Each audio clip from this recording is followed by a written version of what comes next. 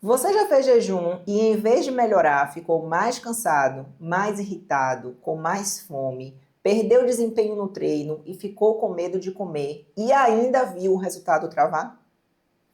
Eu preciso te contar uma coisa que talvez te poupe meses ou até anos de frustração.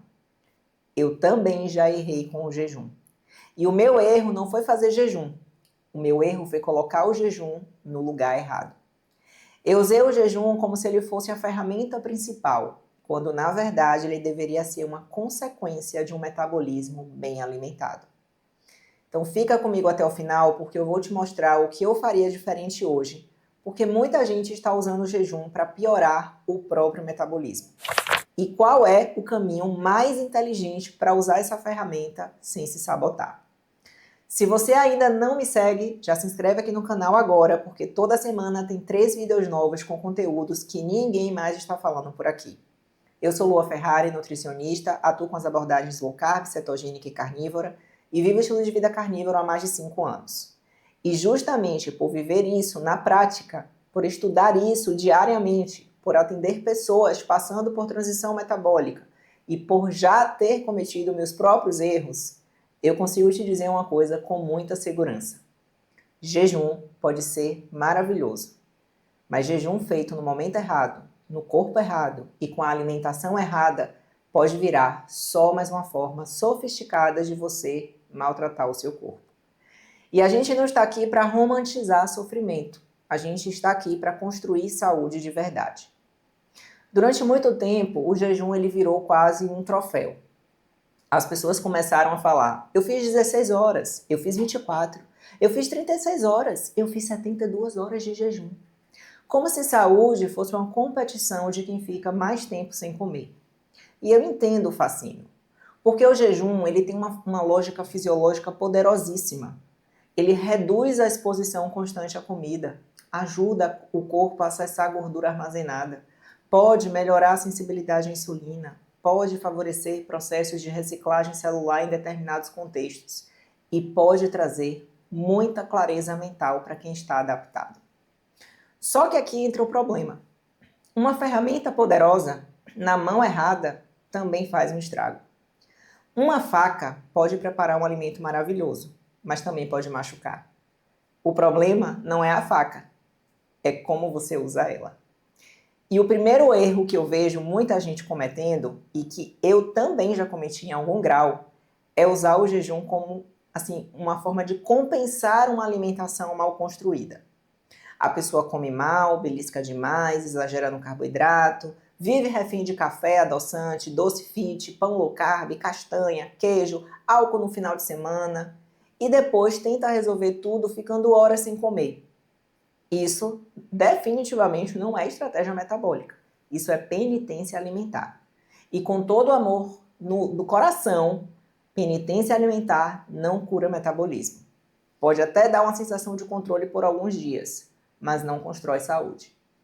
O jejum não salva uma dieta ruim, ele potencializa uma dieta boa. Essa frase precisa ficar gravada.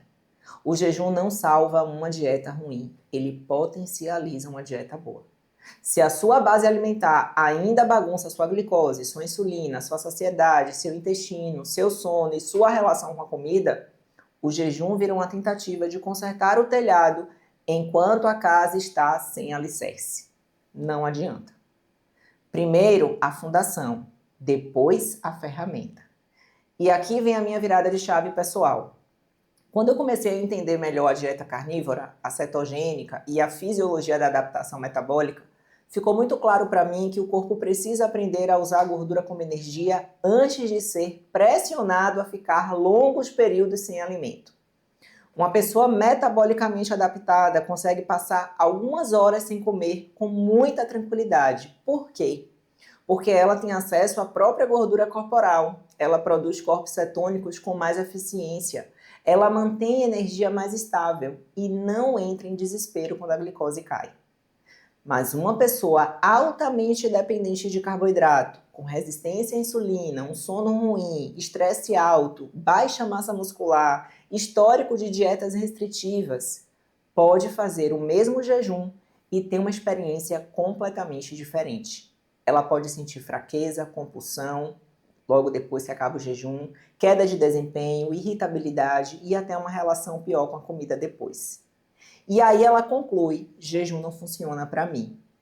Às vezes não é que o jejum não funciona, é que ele foi usado cedo demais.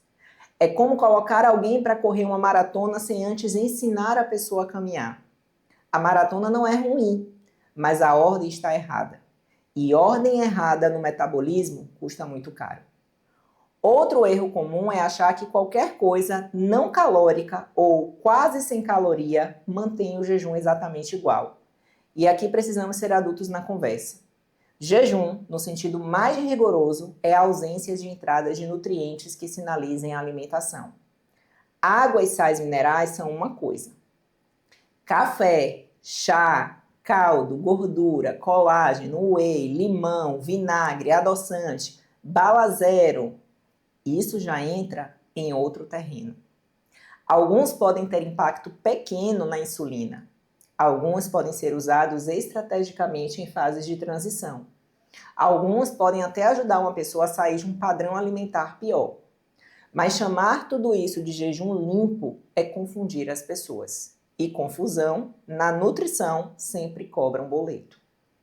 Agora calma, não é para entrar em neurose. Não é para você achar que se colocou uma gota de limão na água, acabou tudo. O metabolismo acabou, o jejum acabou. Não é isso. O ponto é, seja honesto com o que você está fazendo. Se você tomou café, tomou café. Se você tomou caldo de ossos, tomou caldo de ossos. Se você colocou manteiga no café, você consumiu gordura. Pode ser melhor do que comer pão com geleia, sem dúvida. Pode ser uma etapa útil para algumas pessoas, mas não é a mesma coisa que jejum absoluto. E quando a gente não nomeia corretamente, a gente perde precisão. E sem precisão, a pessoa acha que está fazendo uma coisa, quando na prática está fazendo outra. Mas o erro que mais atrasou meus resultados não foi só esse. O erro maior foi acreditar que quanto mais jejum, melhor. E hoje eu tenho uma opinião muito firme sobre isso. Mais não é melhor. Melhor é melhor. Mais tempo sem comer não significa mais saúde. Mais restrição não significa mais resultado. Mais sofrimento não significa mais disciplina. Às vezes significa só que você está tentando dominar o corpo pela força, em vez de cooperar com a fisiologia que existe dentro de você. O corpo não foi feito para beliscar o dia inteiro, isso é verdade, mas ele também não foi feito para viver em guerra constante.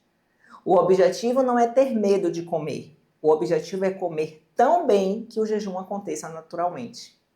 Essa é a beleza da alimentação baseada em proteína e gordura animal.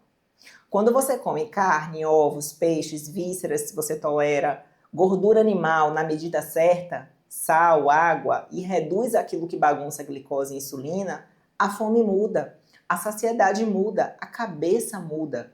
O corpo para de gritar por comida a cada 2, 3 horas. Aí ficar algumas horas sem comer deixa de ser uma prova de resistência e passa a ser apenas uma consequência de você estar nutrido. E aqui está o ponto que muda tudo. Jejum não deve ser usado para fugir da comida. Jejum deve nascer de uma boa relação com a comida de verdade. Quando uma pessoa chega para mim dizendo assim, Lua, eu faço jejum de manhã porque não sinto fome. Eu pergunto, tudo bem, mas como está a sua ingestão de proteína no dia? Como está a sua massa muscular? Uma mulher, como está o seu ciclo hormonal, menstrual? Como está o seu sono? Como está a sua tireoide? Como está seu treino? Está rendendo no treino? Como está a sua compulsão à noite? Porque se pula o café da manhã, come pouco no almoço, belisca de tarde, chega destruído à noite e ataca qualquer coisa, isso não é um jejum inteligente. Isso é desorganização com um nome bonito. E hoje tem muita gente fazendo isso. Parece disciplina, mas no fundo é bagunça metabólica maquiada. Eu mesma, olhando para trás, vejo que em alguns momentos eu poderia ter priorizado mais construção do que essa restrição.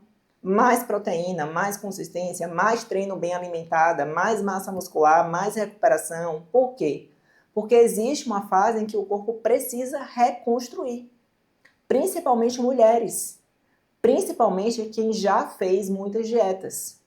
Principalmente quem vem de histórico de comer pouco, treinar muito, dormir mal e viver no café o dia inteiro.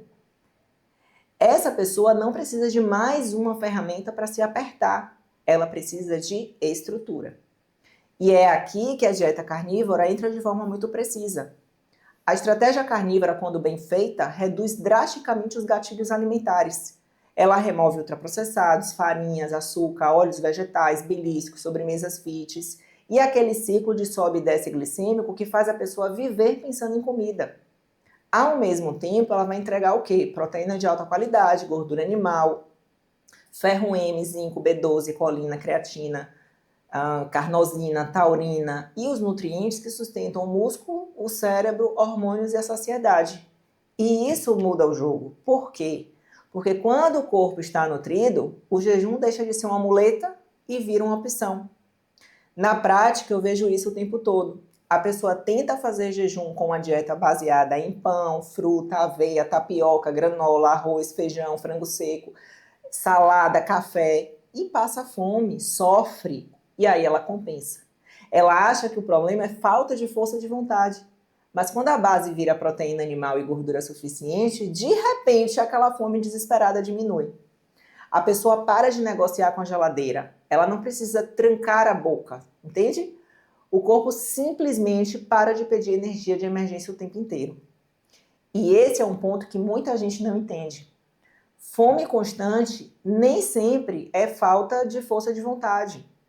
Muitas vezes é sinalização hormonal, é glicose subindo e caindo o tempo todo, é insulina desregulada, é leptina que não comunica direito, é proteína insuficiente, é um sono ruim, é um estresse crônico, é um corpo tentando sobreviver com um combustível instável. Aí vem alguém e diz assim, faz jejum. Mas jejum em cima de instabilidade pode piorar a instabilidade.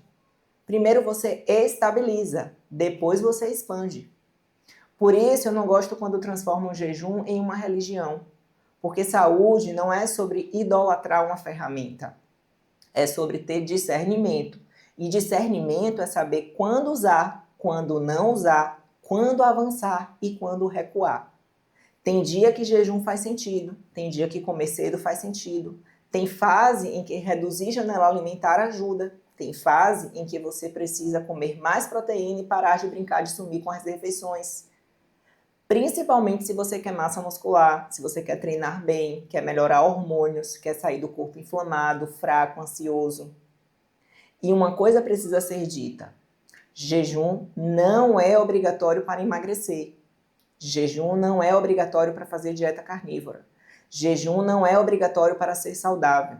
Ele é uma ferramenta. E ferramenta nenhuma deve virar identidade.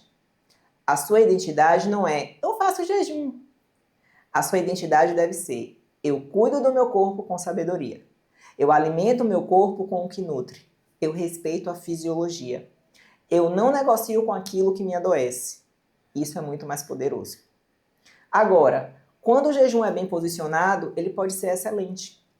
Uma pessoa já adaptada, comendo bem, dormindo bem, com boa ingestão de proteína, boa hidratação, os eletrólitos ajustados, sem compulsão ativa, sem histórico de transtorno alimentar, sem gestação, sem amamentação, sem condição clínica que contraindique, pode se beneficiar de janelas maiores sem comida. Mas isso não é ponto de partida para todo mundo, isso é progressão. E progressão exige maturidade. Ninguém constrói casa começando pelo lustre, né? E é exatamente por isso que eu estruturei o catabolismo em etapas.